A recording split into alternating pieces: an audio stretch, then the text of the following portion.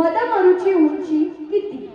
आता हा बुवांना प्रश्न माझा वेळोवेळी असतो आणि बुवा नेहमी या प्रश्नावरून एकच येऊन सांगतात.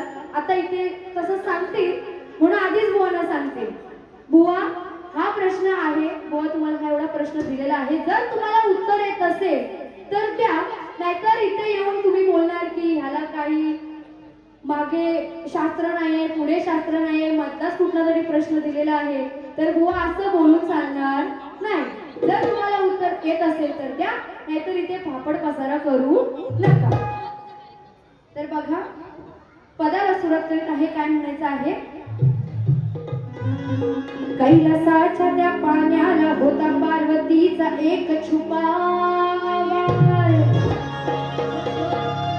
माहिती नसताना उतरला तिथं तो शिवाला वाघ रुबाबदार. क्षणार्धात मग पलटली काळ, देवांचाही तिथे उडाला होश. मर्द गेला होता डुबकी मारायला, मर्द गेला होता डुबकी मारायला, आणि बाहेर आली जणू अप्सरा. नवीन विषय आहे, नीट लक्ष असू द्या. बघा काय म्हणायचं आहे. चाल आहे. आई माझी रायबा देवी, या रावे गावाची शान. आई माझी रायबा देवी, या रावे गावाची शान. या रामाच्या आईचा, आई पहिला तुला मान. आणि म्हणून काय म्हणायचं आहे? ऐका हो शाहीर तुम्ही, बघा कशी ती गत झाली. मग ऐका हो शाहीर तुम्ही, बघा कशी ती गत झाली. आता पुढचं बोलणार आहे तर बुवा तुम्हाला बोलायचं नाही बरं का. मर्द असूनी बाई झाली, मर्द असूनी बाई झाली, मग याच्या नाकात नथनी आली. मर्द असूनी बाई झाली, याच्या नाकात नथनी आली. बघा विषय कसा आहे.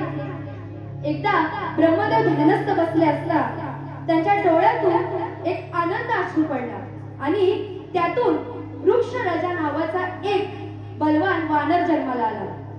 एके दिवशी तो फिरत असताना, जेव्हा तो फिरता फिरता एके दिवशी वृक्षराजा हा कैलास पर्वतावर गेला आणि त्या पर्वतावरती एका सरोवराला पार्वतीचा श्राप होता.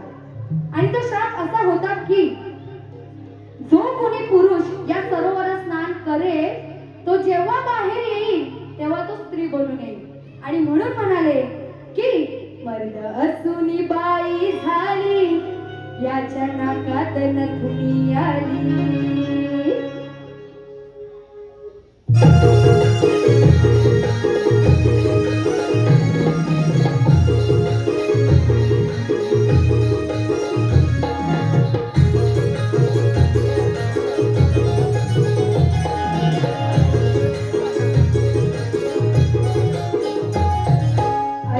शाहीर तुम्ही, बघा कशी ती गत झाली. ऐका शाहीर तुम्ही, बघा कशी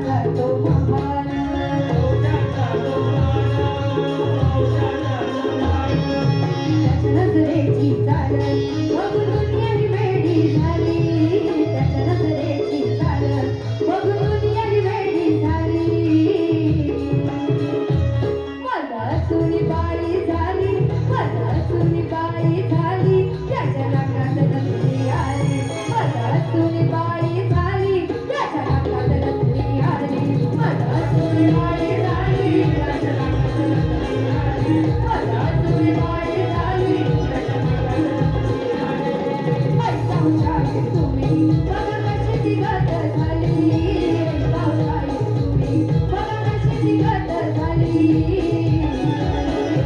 मला तुझी वाई झाली मला तुझी वाई झाली मला तुझी वाई झाली